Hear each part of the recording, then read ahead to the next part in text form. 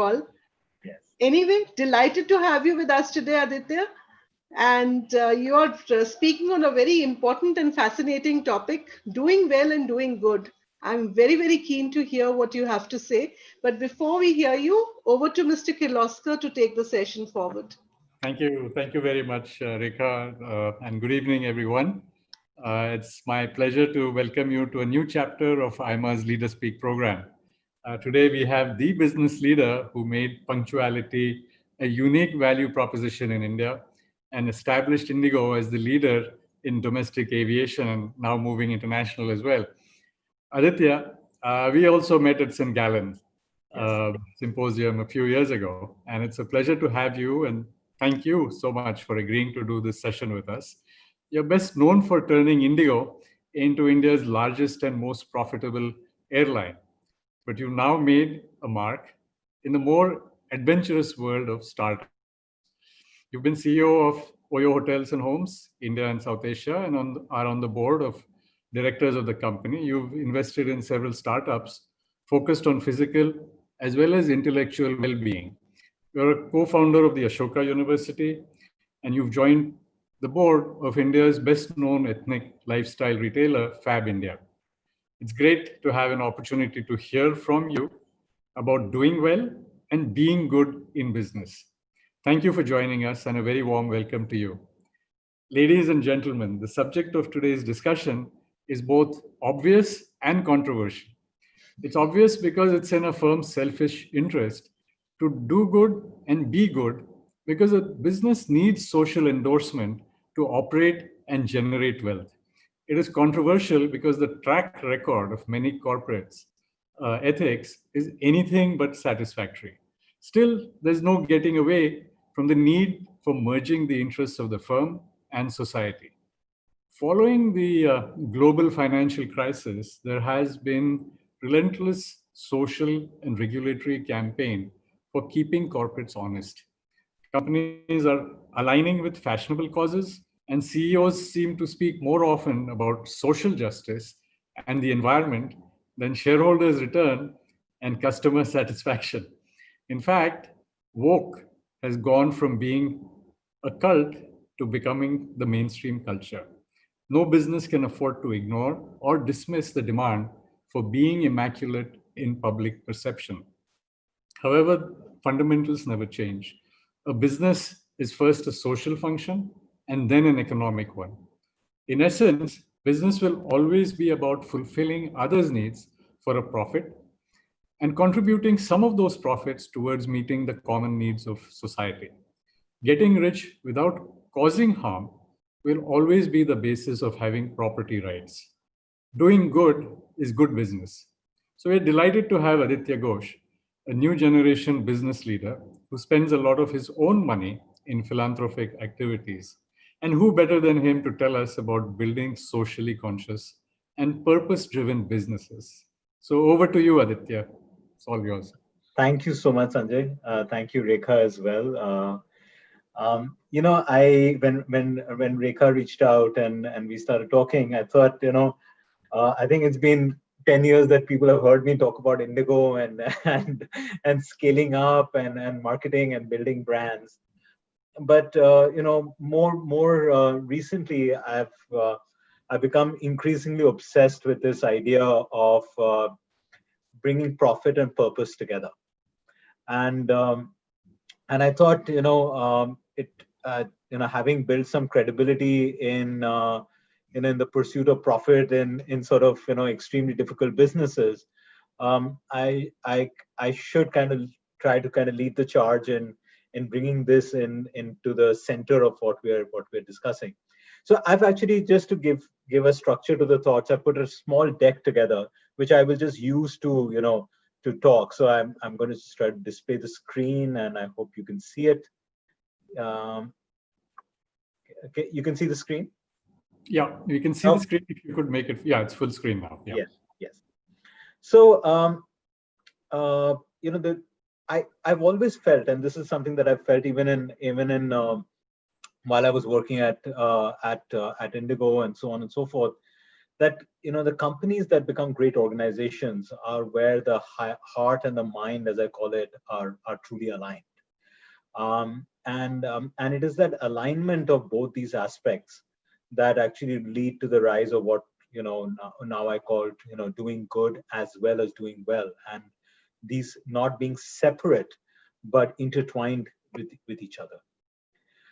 The last few months, if ever we needed a reassurance, and if ever we needed a real life example, it has shown that we are all interconnected.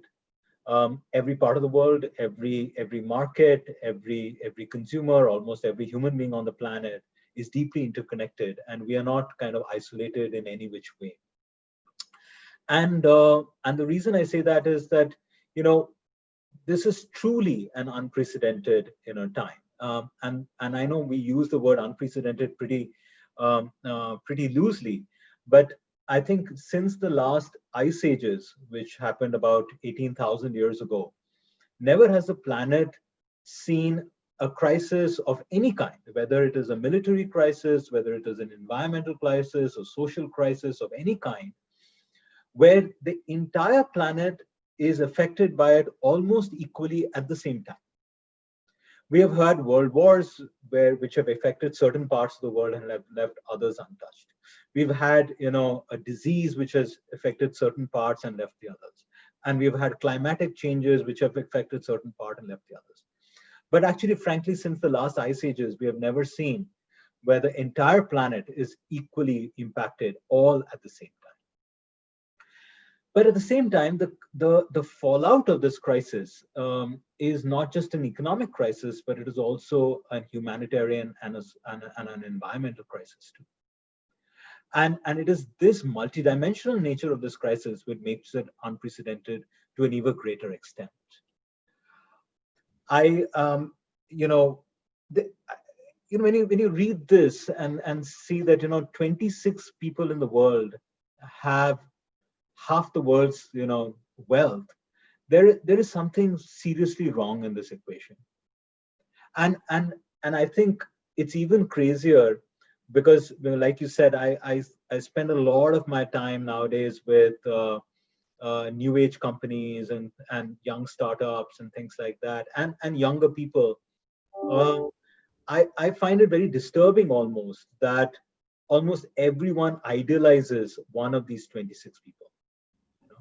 And I think it is important for us to understand that there is something seriously wrong when something like this is happening in this world, because every day that we perpetuate this and this model of the economy, this transactional model of the economy that we have grown up in, we're actually perpetuating the problem that's happening.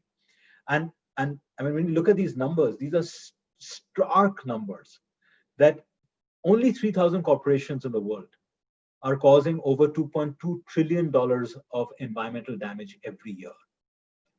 The UN came up with these Sustainable Development Goals, SDGs. And when you do the math, every year, the world requires $3.4 trillion to be able to meet the SDG goals. Right? And so the gap between what is required to be done versus what is being done and the resources that we have on our hand is just increasing that inequality. We don't realize, we often talk about it, and I know we write about it in articles. There are so many hundreds of millions of people who are now above the poverty line, since the last 60 years. But what we do not focus on in the fact is that the inequality in the world has never been as high as it is today in the last 100 years. And it has something to do with the nature in which we have built this economy and the economy continues to survive. And you can start seeing impact of that in almost in every aspect, whether it is at the level of a society, whether it is at the level of individuals dealing with stress, whether it is us as communities. This is not happening by accident, or it is not coincidental in time. but actually there is a cause and an effect in this. Right? And of course, large corporations, including many who are on this call today, um, certainly realize it. And I think Paul Polman said it in a very interesting way, and I want to pick on the word circular. And that's where I feel that the difference between a transactional economy versus a transformational economy is when there is a circle of benefit that flows through that society. Right? And let me try to explain that. Today,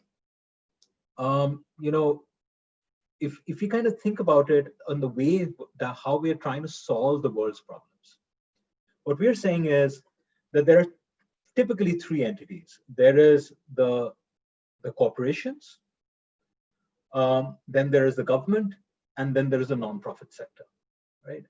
And what we are saying is corporations have to have virtually, almost to a great extent, a unidirectional pursuit of profit.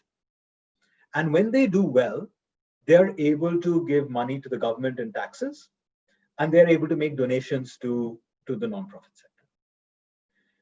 Now, for the nonprofit sector and the government to work better, there has to be a greater and greater, pursuit of profit in the corporations. But that, as we saw, is actually leading to a bigger and bigger damage to the way the things run today. And so this model is somewhat kind of a broken model.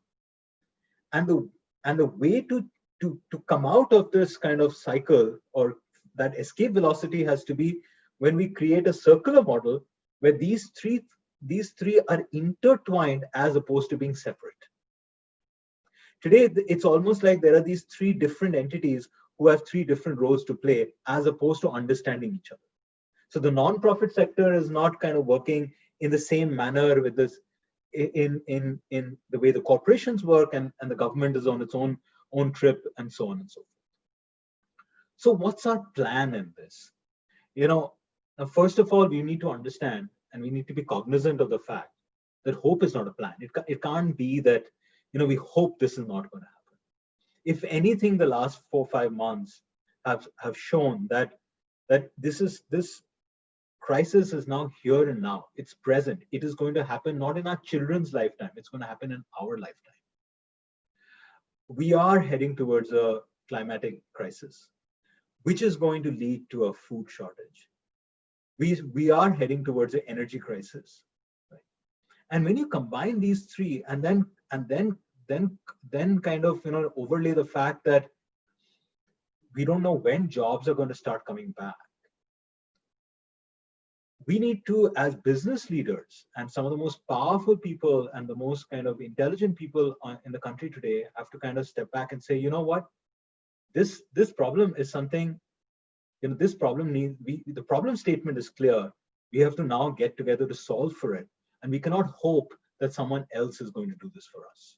Or we just absolutely cannot hope that this is not going to impact me or my industry. Right? Now, there have, as I said, and Sanjay said it as well, there are enough and more, corporations and CEOs going out there and talking about this. But Sanjay said something very pertinent. It is often driven by how the public perceives us, as opposed to actually saying, here is a problem that I need to solve for myself, irrespective of how people perceive. And I call it the 2% conundrum. The 2% conundrum is that, and this is of course more applicable in the Indian context, but you can extrapolate it anywhere in the world, that when you say CSR is going to be 2% of my profits, it basically means that we are also defining how much time and attention we spend on it. We actually say this is something which is at best going to take 2% of my time and effort. Actually, it doesn't even take that. It's only when you make a profit and you write out a check and you kind of file some returns and so on and so forth. Right? It is not front and center in the way leaders are looking at their business. It is still about, by and large, and I'm generalizing, of course, there are some notable exceptions. by and large, it is about either meeting a regulation or meeting a sort of conscious, a call from the heart, as opposed to thinking, you know what, if I don't find a way to make my supply chain more sustainable, if I don't find a way to make sure that, produce is still grown 20 years from now, if I don't make sure that my customer base, which is by and large between the age of 18 and 35, have jobs and they can live reasonable livelihoods, my customers are going to disappear. My raw material is going to disappear. My cost of business is going to go through the roof. And I may not be the CEO, but my successor is going to have a battlefield on his or her hands, which will be my creation. And I would not have played my role as a board member, as a leadership member, as a CEO, as a founder, if I don't start correcting this problem. And before even start correcting the problem, if I do not acknowledge that this is front and center. I can change prices, I can optimize for costs, and I can try to do better marketing and all kinds of things. But if the underlying fundamental, especially for an emerging market like India, disappears, then we have no business to run in a couple of decades. And actually, this is going to almost impact every sector. And therefore, the solution is that rather than these two being separate, profits and purpose have to come together. And they have to be, this is the fourth time I'm saying this, they have to be intertwined with each other. And that's why I wrote doing good and doing well, which is a conjunctive sentence in that sense, right? So, the business often kind of asks themselves, like, what is our goal? What is our target? But I think the more important question to ask is, what is our one big objective? This slide, actually, Rekha has seen this 7 years ago. This slide, I wrote it in this way maybe 10 years back, and this slide has not changed. Today, in the the modern context, the contemporary context, maybe you can say, what is my purpose? But otherwise, in the context of Indigo, we did not say that our goal or our purpose is to create the world's largest airline or the fastest growing airline or the most profitable and so on and so forth. Our one big purpose was our one objective, not purpose. Our objective was to say that low cost has nothing to do with low quality. And it is that sort of, in a strange way, that purpose-driven nature of the way that business got built out, I believe, is a lot of the so-called success that we see today, as opposed to the aircraft orders and so on and so forth. Because then that deeply builds in and seeps in to the culture of the organization and culture of all the team members who come together. So the case I'm trying to make for is that even if you look back, even in many of the companies, really, really praiseworthy companies who are dialing in on the call today, it is no coincidence that in the long term, the purpose-driven companies are the ones which survive and pivot. And there are some very, very interesting examples around the world. I came across this company called King Arthur Baking Company. It's over 200 years old. It's in the northeast of the United States. It has this crazy price premium that it charges, right, on its product. But by the way, it's 100% employee owned. It's a B Corp. It's over 200 years old. 275 employees. They have 3 co-CEOs. Everything that you think is like, how is that possible, right? But you go and see that here is an old family owned, at least in those days, family started business in as old a thing about making bread and cake and baking supplies, who can pivot to becoming sustainable, profitable, charge a price premium, be completely employee owned, and be sustainable, and be B Corp certified, And these are just a few examples. Now, that then brings back to, again, another point that Sanjay mentioned in his opening remarks, that what do CEOs and leaders talk about? What should they focus on? And I think this slide tells you the debate that all of us go through. Are we about maximizing shareholder value, or are we about maximizing stakeholder value in the larger sense? And everybody, even in the external world, is our stakeholder. Employees, producers, supply chain, and so on and so forth. Do we think about now versus what's going to happen later? So what is the choices that we make? Is it about us only, or is it about the community that we serve? Do we wait for things to get worse before they get better, and kind of hope like hell that my tenure as the CEO kind of outlasts this time frame? And these are very, very important, I think, even as us as a management association, as business schools, as thought leaders. This is the kind of front and center debate that we need to have. And then investors have to and markets have to recognize this debate, because that's going to determine how leaders get paid, get incentivized, how markets incentivize them and recognize them for what they're doing. And therefore, I mean, this is, again, another version of what I started off with. And especially, I think Indian leaders have, and at least certainly the successful ones and the ones that I kind of look up to, have done this so well, that where you engage with your hands because that's the skills you need. You engage with your head because that's the strategy.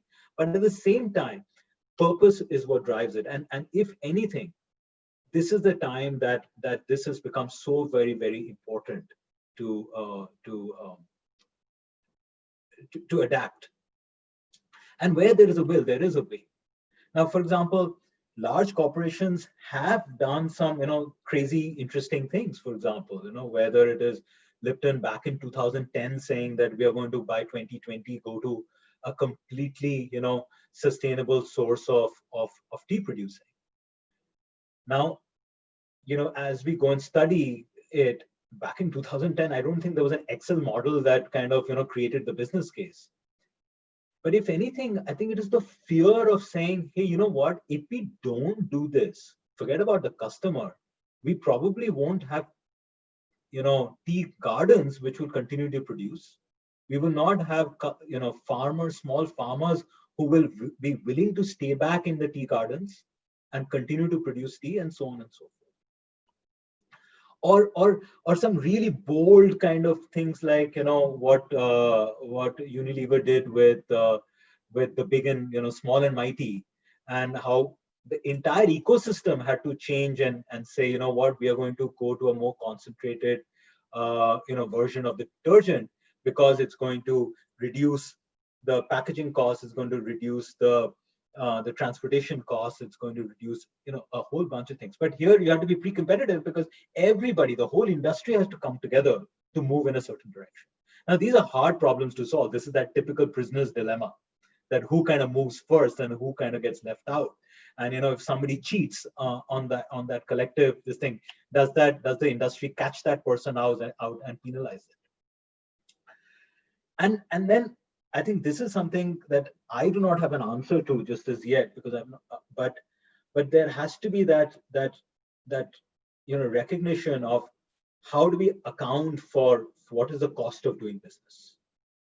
How do we account for whether we focus on the immediate cost of doing business or the more externalized cost of doing business, which is depending on. And I think many of the founders in this call, in this room, will be able to say, yeah, of course, that's how I looked at it. That's how my father looked at it, and that's how I look at it.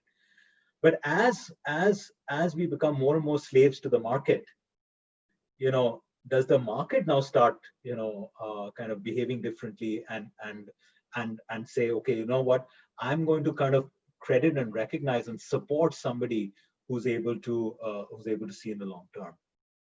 I found this, I borrowed this from somewhere, but I found this a pretty interesting thing, that that when you kind of, And I probably in the last couple of years, as I was trying to think as to, what am I supposed to be doing, at the age of 42, 43, I found this very, very interesting, where, you look at the values that I align with, or the organization aligns with, and what we do. And when you kind of, that intersect, that's really our calling and our purpose, as both as individuals.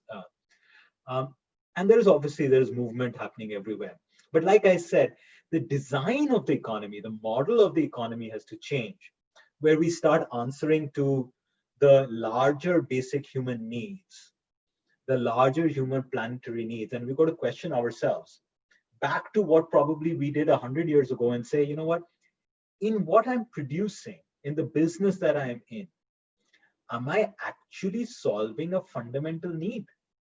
But that fundamental need has to be not only just the basic human need, but also find a way to say that, my next generation, my next set of shareholders are going to still find it a business that they can grow, because we will still have the customer base and the supply chain base, and therefore we have to kind of look at it in a slightly larger context. And I feel that just like the industrial revolution forced us to start thinking very, very differently, just as mass producing agriculture started forcing us to look at things very differently, just as the information age forced us to start looking at things very differently. I think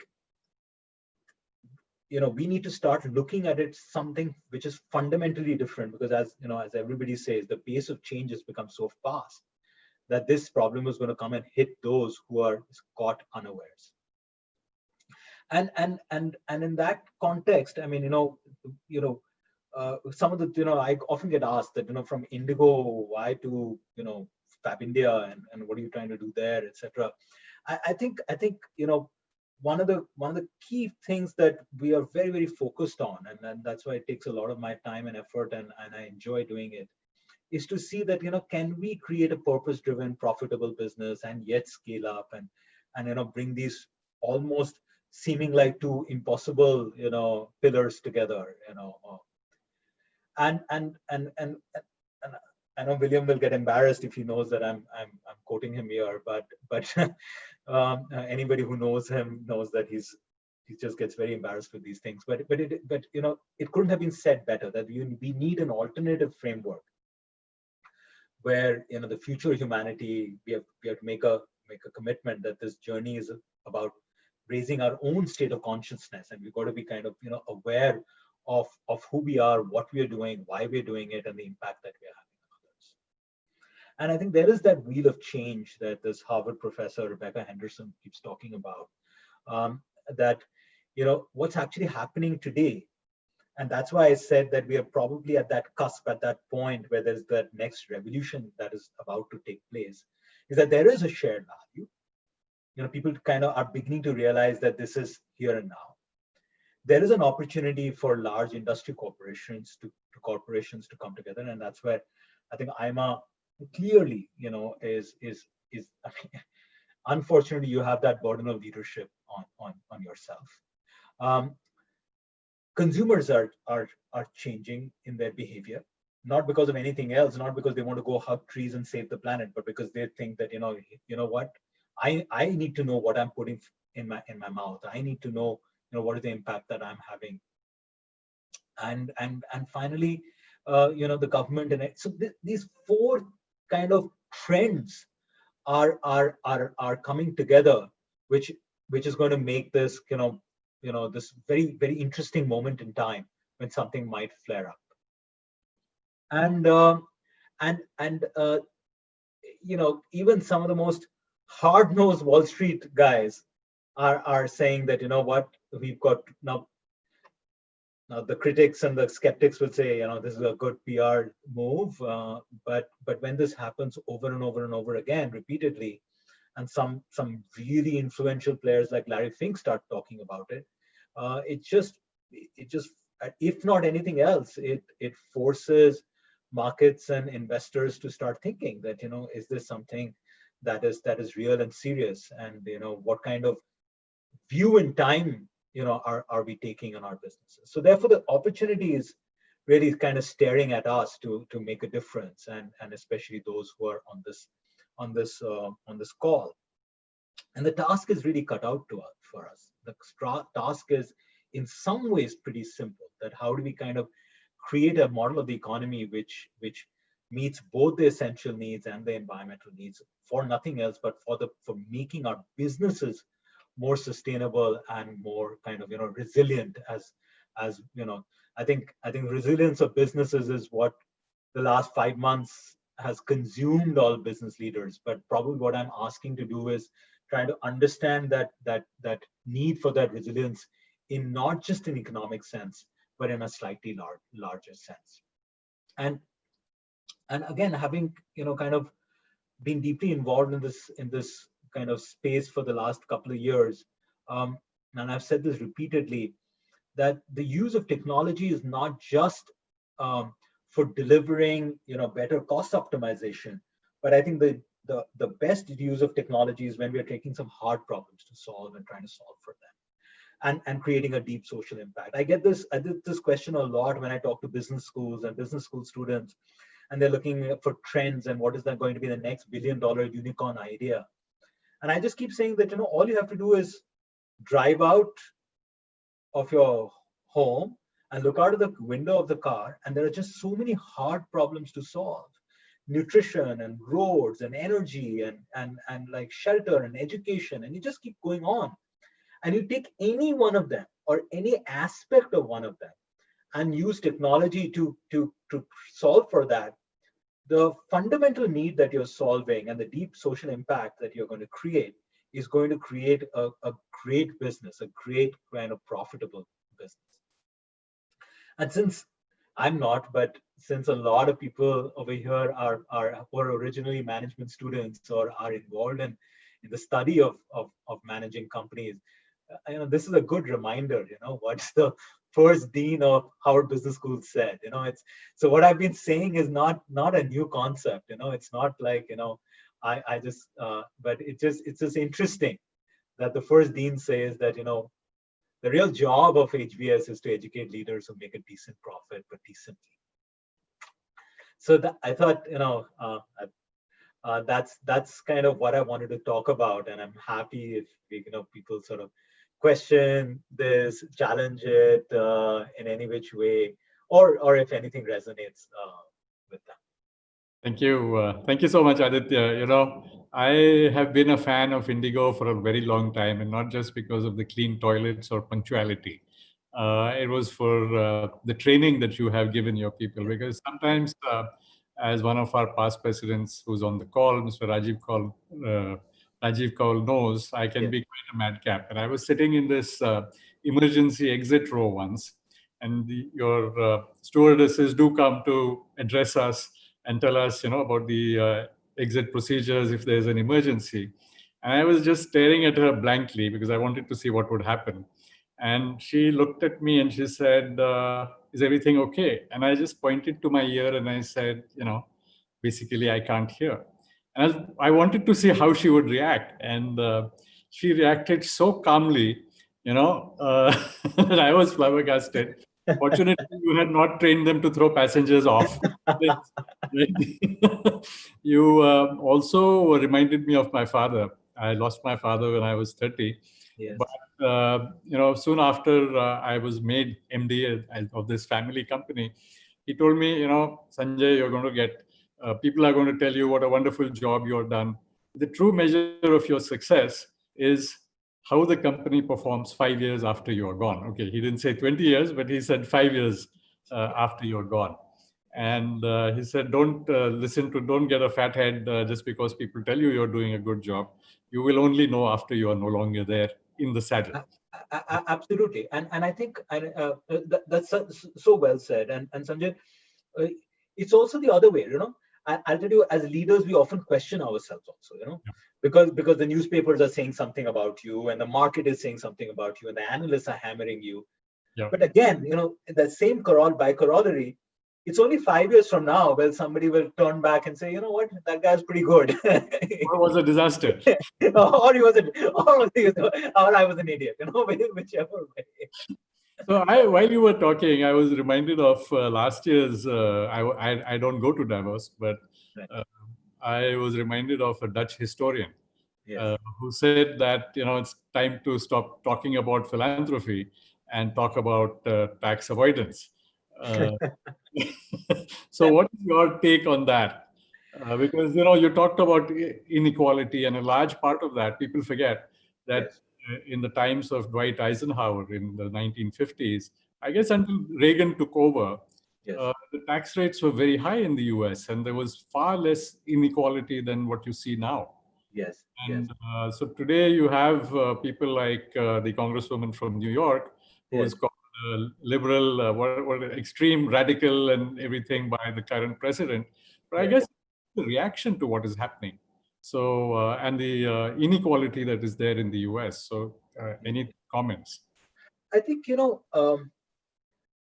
one is the the reality of what has happened, and how the inequality has kind of crept up. uh, what I find extremely disturbing and worrisome is that there is almost either not an acknowledgement of how unequal the world is becoming, and secondly the almost hero worship of anybody who has a bigger bank balance and a balance sheet, and I think that I find worrisome. And Rajiv, Sanjay, all of you have seen this much longer. But I think 10 years back, when 10, 15 years back, when I used to be in, let's say, New York City or something, this was a very common thing. Or him, this guy, he's XYZ, he's worth so much. It was like a very done thing. Like, it was like, oh, he's done, that guy's really sharp, he's worth so much. This guy, he's doing a great job, stock went up so much. I wouldn't hear that so much in India in those days. Yeah.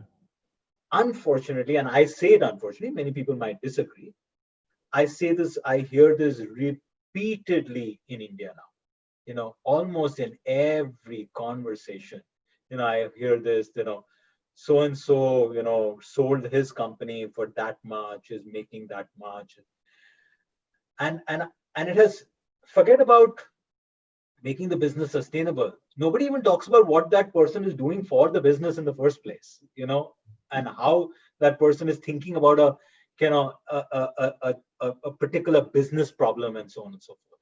Yeah. So I think that is if anything, for me, that's a big, alarm bell going off. Yeah. That are we creating an entire generation of not only the workforce but of leaders who are just going to be, measuring their success or failure on this only one unidirectional metric. Yeah. Yeah. I think Mr. Bregman went forward to say that poverty isn't lack of character; it is lack of cash. Right? Anyway, so I will stop talking and I will take the questions that are there, because there's plenty of questions. So the first one that came up, and this is from Dr. Anis Ansari, who is a former IAS. Yes. He's a very committed guy who comes on almost every LeaderSpeak session and has questions, and questions that make you think. So he says, Thomas Piketty recommended universal inheritance tax of about 2% to reduce inequality. And what's your take? And the second question he has, and I'm sure he has more at the bottom, but he says in India, inequality of income and wealth is further intensified by social inequality rooted in Manuvadi caste system, which needs to be hit on its head. So what is your take? Actually, Dr. Ansari, first of all, thank you, and thank you for participating more than anything else. It's actually the second question I feel is actually the direct answer to the first one as well.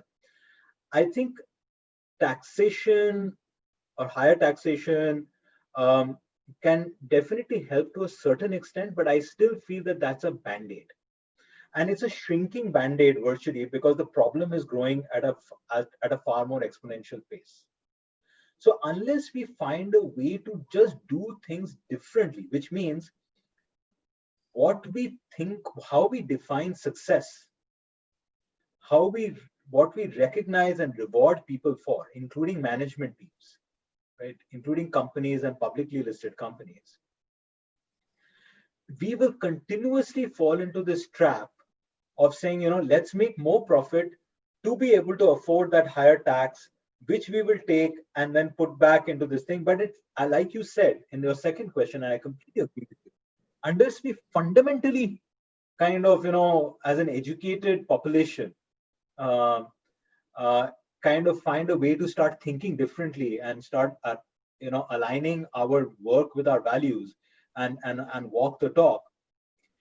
It's not like we won't survive, but I think a lot of us, maybe 20 years from now, and 20 years is not a long time. 20 years was 2000. We remember what we were doing on New Year's Day as Y2K did not happen. So 20 years is not a long period of time away. We'll be sitting back and say, you know what, I wish I had pivoted.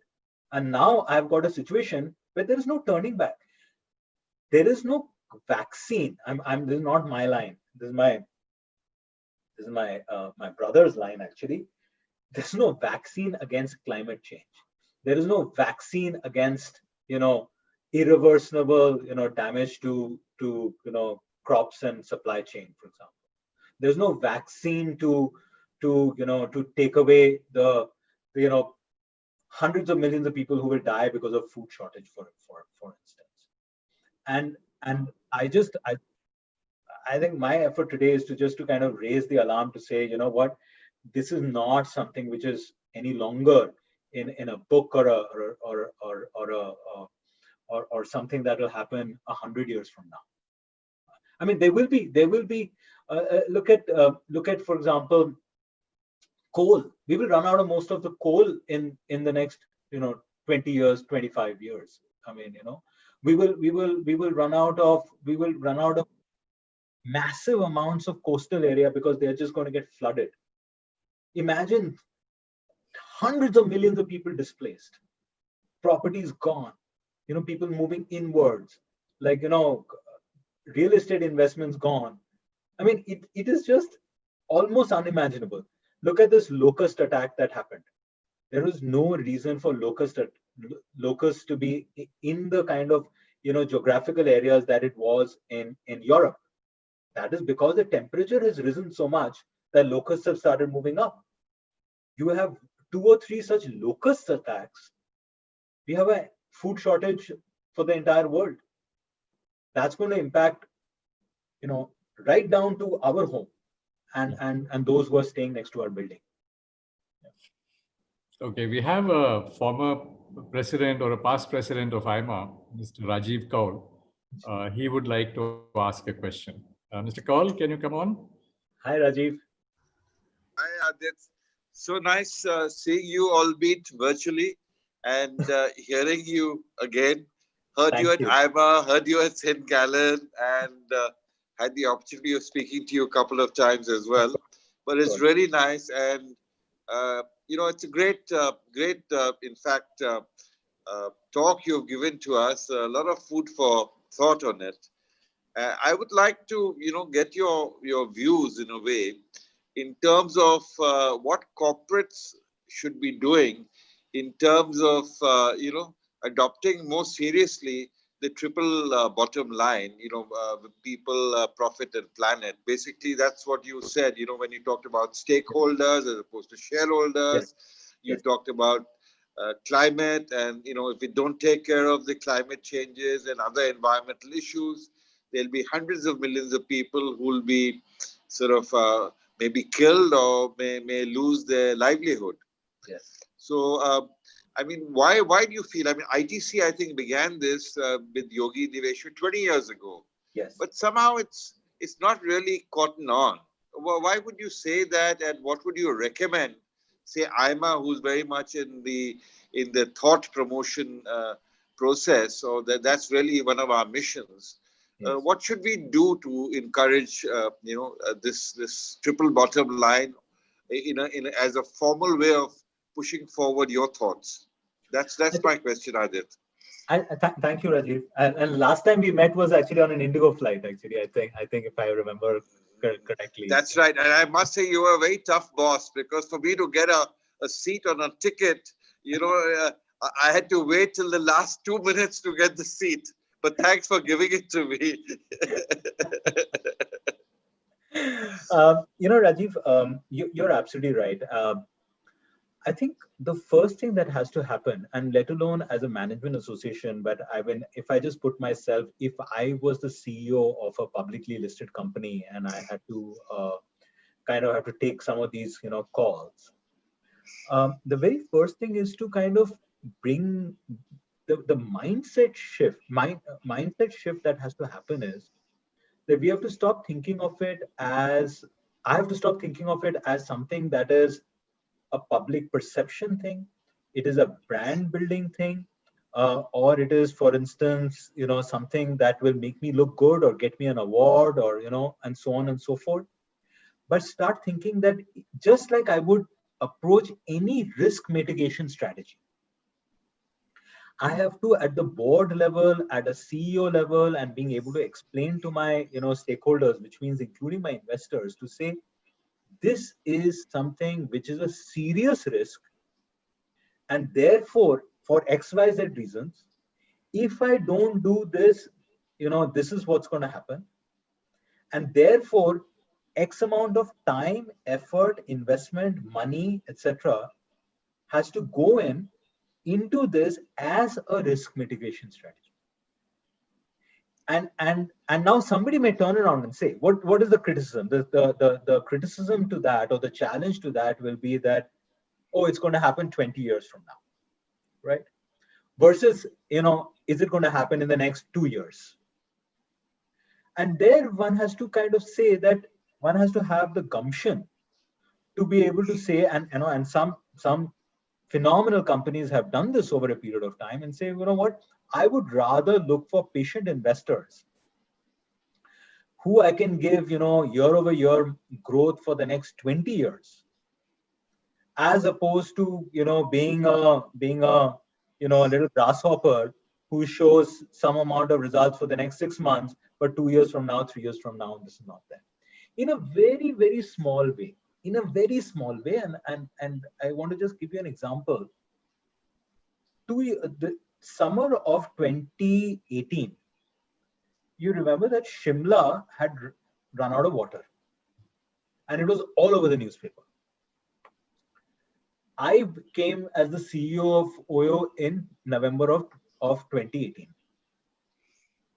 Now, and I'm giving a real life example.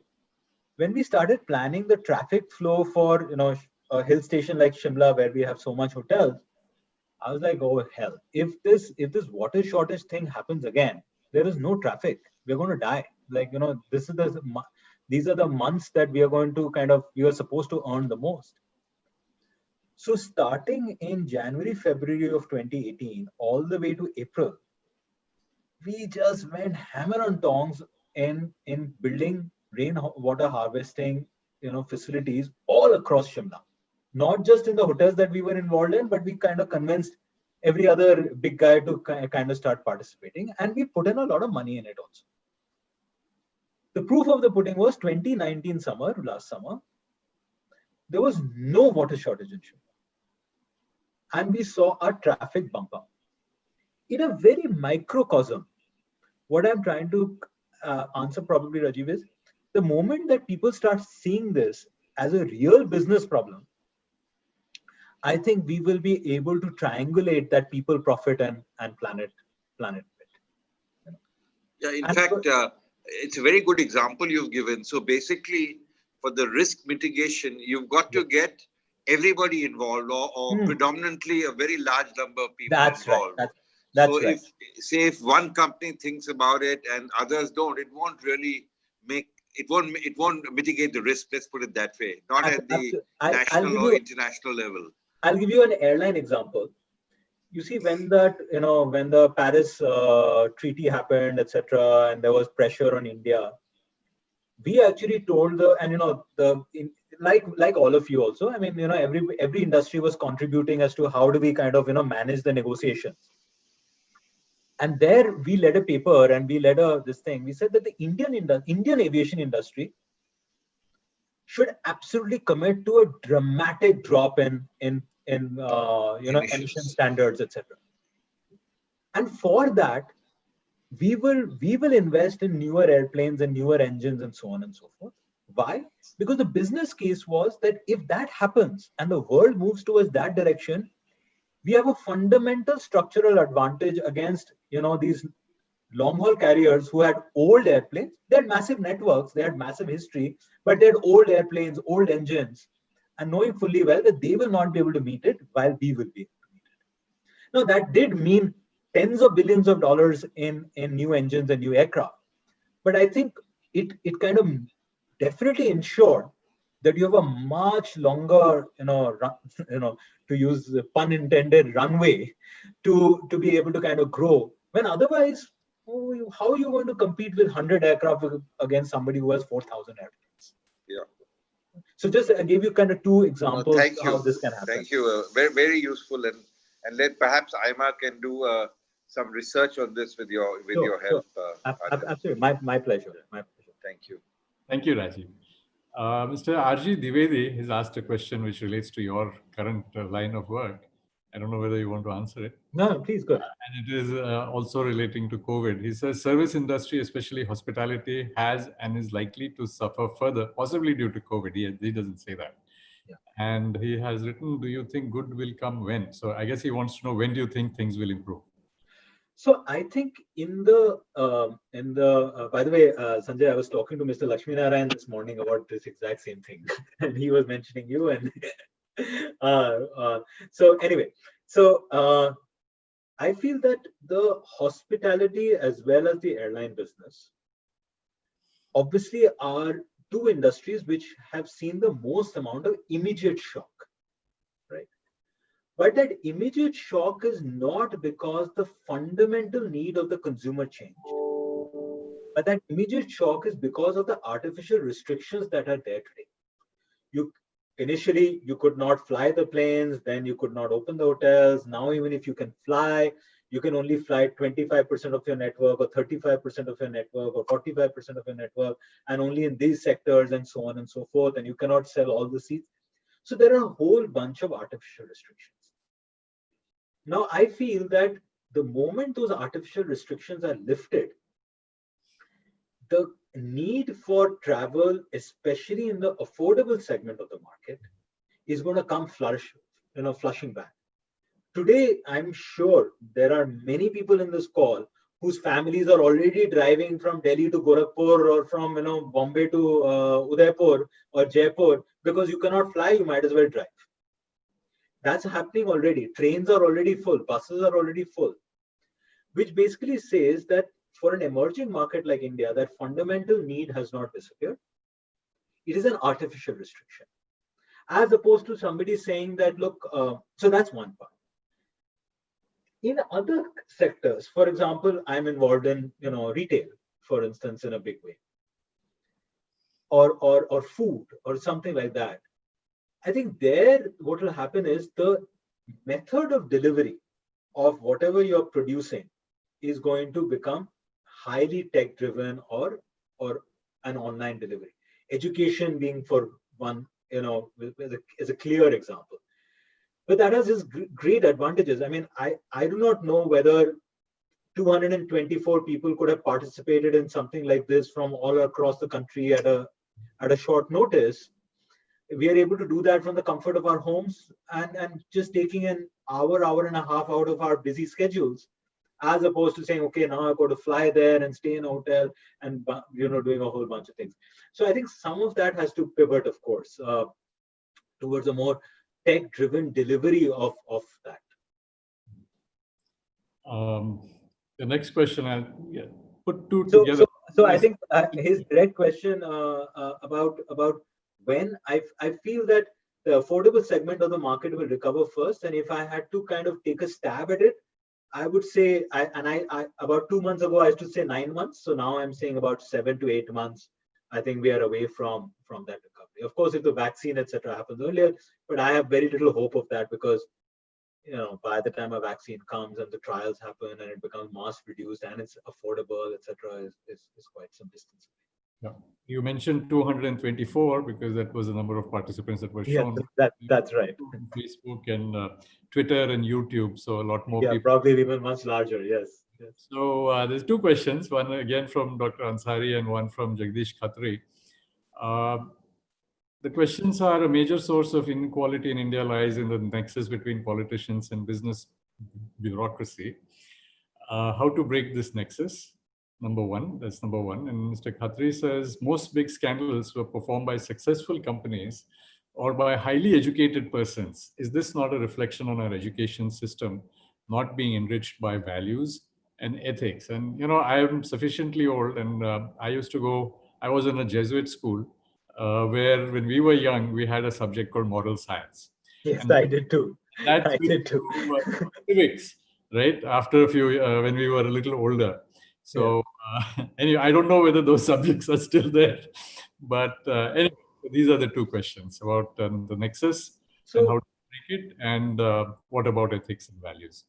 I think, in some ways, again, the political system, and that's not just in India, the political system anywhere in the world, if anything, is either regulating or enabling a certain way of doing business. So I think, if anything, we, at least the people on this call, should acknowledge and recognize the fact that the burden or the onus of it actually lies upon us first. Before we kind of blame those who are enabling and regulating, And I think if we start valuing some things differently, then I think, that so-called nexus can be that what we call regulatory sandbox in a positive way can lead to a completely different way of doing things. And I think that system will just follow what we value as business leaders and shareholders and founders, etc. So to that extent, I don't see it as a bad thing in itself. I just think that the direction that it has taken is something that needs to change. As far as the second question of, yes, education and values, yes, you are absolutely right. And after all, at the end of the day, we are a reflection of what we attach value to.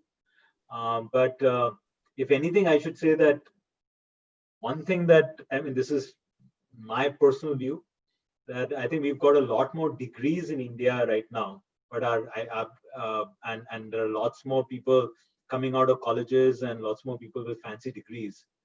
But would I call them educated? I doubt it, because I think they're just not being multidimensional enough in the context of and I think that also goes to again back to the same thing as to what are some of the things that we hero worship, and I think we're just going in the wrong direction. We are almost at 7 o'clock. I don't know how much more time you have and time for how many more questions, because there are quite a large number of questions. We obviously will not take all of them. Maybe Rekha has had a chance to look at the best ones while we've been discussing. Rekha, would you suggest a question or two? I mean, there's the next one actually is, when can we expect hotel business to recover from the loss caused by COVID-19, and where do you see OYO, a forward-looking statement, in the next 5 to 10 years? And do you feel the GRI framework isn't adequate for accounting? I think as far as the hospitality and travel business is concerned, as I said, my outlook is that 7 to 8 months sort of thing. Again, I keep qualifying to say that the affordable segment of the market in any industry, whether it is toothpaste or whether it is hotels or airlines, will recover first. The second is that a business model like OYO, I think, again, tries to solve for a fundamental need, where they're, at the end of it, what are they trying to do? Where they're trying to see that can you get safe and secure, clean and hygienic, affordable rooms at convenient locations. And I think that's a fundamental need. And that kind of a need is across the world. And so I hope that if they are able to continue to focus on what that original need and that mission is, then there is I don't see any reason why that business model should not work. Okay. If we are focused on that, yes. You have to call timeout, okay? Okay, so should we maybe take another 10 minutes or 5 minutes or so? Yeah, sure. Then we can take a few more calls. Right? Yeah. This is a bonus or icing on the So Thirumal says, why is that companies obsessed with 20% growth year on year, even are obsessed with 20% growth year on year, even if it is at the cost of employee stress and customer stress, which is never ending. Purpose takes a back seat, profit takes the front seat. How does one deal with this? Well, the reason of it is like in that second half of the sentence that indeed we attach all our time and effort and value and what we determine as success around a number of a profit, right? And as opposed to kind of saying, you know what, I'm actually building an organization, I'm building a business, I'm building an institution, and I'm not just doing a trade, so to speak. And I think the way to deal with it is that at the end of the day, who are you answerable to? Who do you want to get the certificate from saying that you're successful?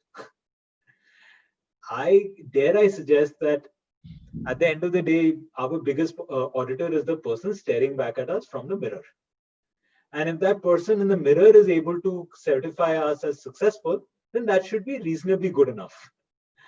And in a larger public context, and having run a large publicly listed business, I would also say that if we take the time and effort in a logic-based, data-oriented manner to be able to talk about this and what we attach importance to our analysts and to our investors, then they also live in the same world. They are highly intelligent people. They will get it. But what we kind of do is either we don't acknowledge it, or we don't spend the time to explain it, or we don't kind of go out there and say, you know what, this is what I truly believe in. And many of the people over here are investors also. I mean, we all know at the end of the day, every investor is virtually backing the entrepreneur. And if that entrepreneur stands up and says, you know what, this is what we're going to do, right? I am not going to give you a forward-looking guidance of certain things. I'm not going to give you a monthly, I'm not going to. Then you're not being crafty, you're not being fraudulent. You're just putting out the expectation and say, this is how I'm going to build the business, and please judge me X number of months from now or X number of years from now, so to speak. So I think that belief I keep probably coming back and saying, are we doing our best? And then, maybe we can I think pass on the blame or the excuse to someone else. Good. So one more question, last one. Yes. What is the difference between doing well and doing good in the context of organizational or individual approach? I would have thought that doing well is more personal, and doing good is what. Absolutely. It's the difference between us and them. Yes, it's the difference between us and them. And so for example, there can be extremes. Like doing well could, in the most horrible way, could be seen only as making money. Mm-hmm. Doing well could, in a slightly larger way, say that no, it's making money and running a good place to work. Doing well could mean that making money, doing this thing, and then creating a slightly, a business where the next generation of leaders can come. But I think the dramatic transformation will happen when we say, I am not going to be happy with just that. I'm going to actually say that, look, while I'm doing well, while I'm making profits, while I'm actually giving ESOPs to my employees, it doesn't even have to be ESOPs. I mean, promotions and bonuses or whatever it might be, etc. I'm also making sure that supply chain, the guy who's actually producing the bed cover for me, is his life a little bit better than what it was 5 years ago? Or am I going to go through a cost optimization exercise where I keep breaking his back, where I can show an incremental profit, but that guy is, and his next generation is definitely not going to be making bed covers anymore. They're going to come and try to work in the city. And that then leads to a much bigger migration problem. And, but what seemed like, far off, cause and effects are now becoming closer and closer in time and in geography, and I think that's what we need to recognize. Okay, thank you so much. I think, I run a very old company. And a very reputed company. And about 10 years ago, we celebrated the 100th anniversary of our first factory. Right. The proudest thing for me was the number of third generation and fourth generation employees with us, and the people who had gone on to lead other companies, who were kids or grandchildren of people who started with us, graduated to our school. So that was one of the things that that's amazing. Absolutely amazing.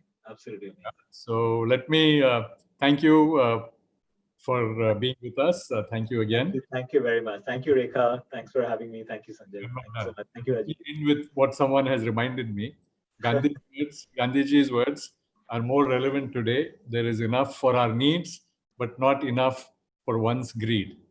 True, very true. Let me end by what Mr. Tirumali has also wished everyone a very happy Independence Day. Thank you, everyone, and I wish all of you the very best and good health, and so thank you so very much. Thanks, Aditya. Thank you so much for joining, and I hope we are going to see much more of you. I think you've got all of us thinking. This is a very different topic, and wonderful reaction on chat. I'm sure you can see a lot of questions still left unanswered, but I hope you won't disappear again.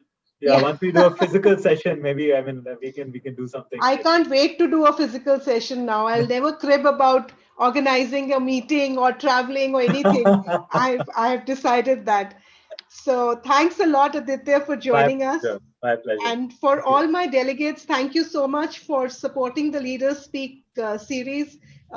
We love doing this and we love having you with us. Even after the physical events start, we'll continue with these sessions. So let me invite you for the next session on the 25th with Mr. R.S. Sodhi, Managing Director of Amul, who's going to talk about making India a food provider for the world. So this session is at again 6 o'clock, 25th August. I look forward to seeing you. And as Mr. Kirloskar just wish you all a very happy Independence Day. And thanks, Aditya, once again for being good enough to join us.